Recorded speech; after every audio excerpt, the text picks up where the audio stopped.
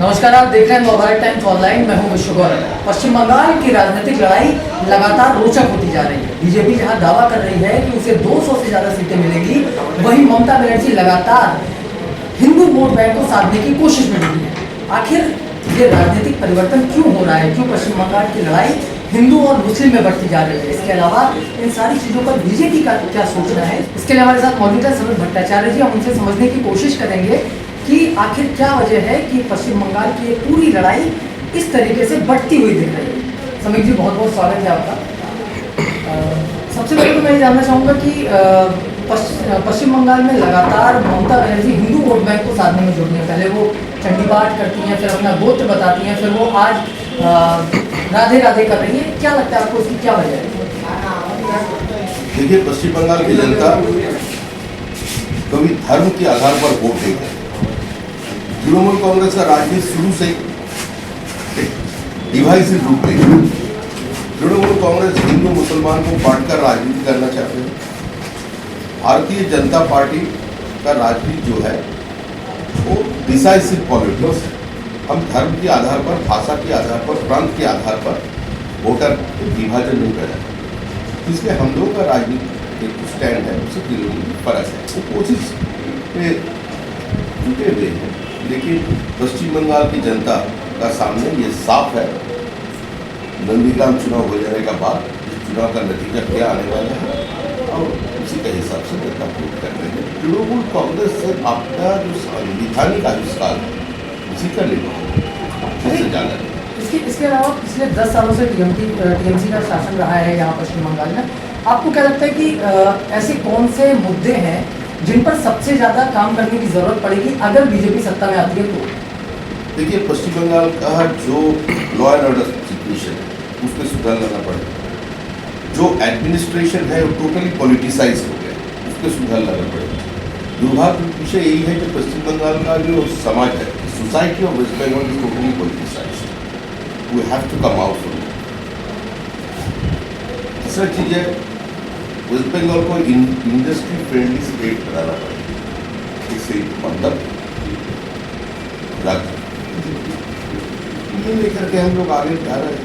पश्चिम बंगाल में सबसे बड़ा इशू है रेस्टोरेशन ऑफ डेमोक्रेसी, लोकतंत्र की प्रतिष्ठा। इसी मुद्दे पर ममता जी सत्ता में आए थे और इसी मुद्दा आज ममता जी के सामने खड़ा है, दीवार बनी। जनता अभी किसी भी हालत से ये तृणमूल से छुटकारा चाहते हैं और जनता चाहते हैं कि तृणमूल कांग्रेस जितना जल्दी सत्ता में चल जाए। अच्छा समीर जी, ये जैसा देखा जा रहा है लगातार जो ममता बनर्जी के बयान लगातार आ रहे हैं, आपने जैसे बात की कि यहाँ पे बहुत सारे सुधार की जरूरत है, लेकिन पश्चिम बंगाल या कोई भी राज्य हो, आप तो किसी अन्य राज्य के लोगों को बाहरी नहीं कह सकते, आप उन्हें अलग नहीं कर सकते। लेकिन ममता लगातार कह रही है कि बाहरी लोग आए हैं, यूपी बंगाल यूपी बिहार से लोग आ रहे हैं यहाँ पे। आपको क्या लगता है उनका ये बयान किस तरीके से बीजेपी देखती है? देखिए, जनता किस तरीके से, पश्चिम बंगाल की जनता ने कभी हिंदू मुसलमान के नाम पर समाज को विभाजित नहीं किया, कभी हिंदी भाषी बांग्ला भाषी का नाम पर उसका भीतर दरार नहीं पैदा किया। ये जो प्रादेशिकता की राजनीति, ये पश्चिम बंगाल हमेशा इसको नकार दिया। तो आज ममता जी कोशिश कर रहे हैं। पहले हिंदू मुसलमान हुआ, उसका बाद बाहरी मित्री, ये सब चल रहे हैं। इससे ये लोग अभी एक तमाशा के हिसाब से दिख रहे हैं, इसमें कोई। इसके अलावा एक और आरोप लगातार बीजेपी पे लग रहा है कि बीजेपी में जो बाहर से लोग आए हैं, मतलब दूसरी पार्टियों से जो लोग आए हैं, बीजेपी ने उनको टिकट दिया है। इसकी क्या वजह है? क्योंकि जब बीजेपी में नहीं थे वो लोग तो कहा जाता था कि वो भ्रष्ट हैं या काम नहीं करते हैं। अब वो बीजेपी में आ गए तो क्या पूरी तरीके से सही हो जाएंगे या काम कर सकते हैं? जो लोग हम लोग के पास आए, अगर उसके पास केस है, कोई फाइनेंशियल ऑफिस है उसके पास, तो केस तो चल रहे हैं। हम लोग का एक तो स्टैंड एक साफ है कि कोई नेता नीति भूल कर आए उसको स्वागत, कोई प्रायश्चित करने के लिए आए उसको स्वागत। कोई भी अगर नरेंद्र मोदी का नेतृत्व पे जैसे पूरा हिंदुस्तान एक पैराडियम शिफ्ट हुआ, नया हिंदुस्तान का जो सपना इस पीढ़ी देख रहे हैं, अगर उसको आगे ले जाने के लिए और सारा देश का साथ पश्चिम बंगाल का भी एक साथ जोड़ने के लिए जो लोग आए हैं, वो लोग हमारा दल में सामत है उसका। लेकिन जो उसका पास जो केसेस है जो चल रहे हैं तो चले, उसमें कोई दो राय नहीं। अच्छा समीर जी, हम लगातार पश्चिम बंगाल के अलग अलग हिस्सों में जा रहे हैं। टीएमसी में नंबर 2 के नेता कहे जाते हैं अभिषेक बनर्जी। हम उनके क्षेत्र में, उनके संसदीय क्षेत्र में भी गए। वहाँ के लोगों का कहना है कि वो लोगों से बात ही नहीं करते हैं, उनसे मिलते ही नहीं हैं। आपको क्या लगता है कि क्या नेतृत्व तो ऐसा होना चाहिए, और बीजेपी के जो नेता हैं वो किस तरीके का नेतृत्व देने वाले हैं? वो तो आने वाला कल बताएगा। अब इसका ऊपर हम कोई टिप्पणी नहीं करना चाहते, हम सब यही बोलना चाहते हैं।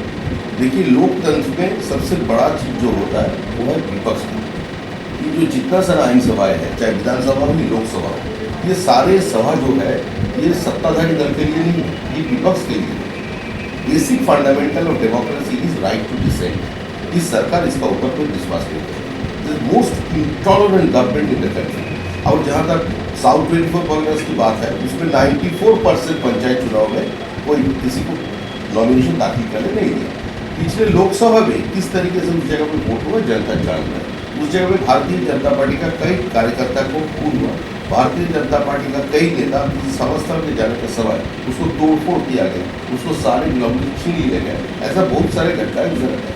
उस जगह में सांसद अभिषेक बनर्जी है, तो लोग उसको तो नेता मानते हैं। उस जगह पर तृणमूल कांग्रेस, तो सारे आरोप जब तृणमूल कांग्रेस का है, उसका नेता अभिषेक बनर्जी है, तो स्वाभाविक है लोग उसका ऊपर उंगली उठाएंगे। अच्छा, एक आखिरी सवाल। आप विधानसभा प्रत्याशी भी हैं राजरहाट गोपालपुर से। एक विधायक के तौर पर आप जनता से क्या कहना चाहेंगे, किस बात को लेकर के सबसे अधिक आश्वस्त करना चाहेंगे? देखिए, सबसे बड़ी बात है, या कौन प्रार्थी है कौन नहीं है, ये इर्रिलेवेंट है।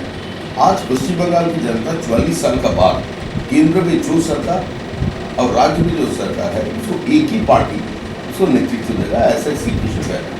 आज का जो नया पीढ़ी है वो स्टेट मदरली एटीट्यूड, केंद्र राज्य संघर्ष, कभी जीएसटी लेकर, कभी मॉनिटरियम लेकर, कभी कोई सेंट्रल किसी भी प्रोजेक्ट को, सोशल वेलफेयर प्रोजेक्ट को पश्चिम बंगाल में लागू नहीं किया जाएगा, इसका ऊपर जो बहस चल रहा है, लोग की बहस से अभी छुटकारा चाहते हैं। लोग चाहते हैं वही सरकार बने। After 44 years they will get double engine government, people are legally waiting for it and it will happen। बहुत शुक्रिया सुमित जी। तो हमारे साथ थे समित जी, और वो बता रहे थे किस तरीके से वो काम करने वाले हैं। बीजेपी प्रदेश में क्या सोच रही है। आप जुड़े रहिए एमबीटी ऑनलाइन के साथ, हम आपको हर एक अपडेट देते रहेंगे। जुड़े रहिए एमबीटी ऑनलाइन।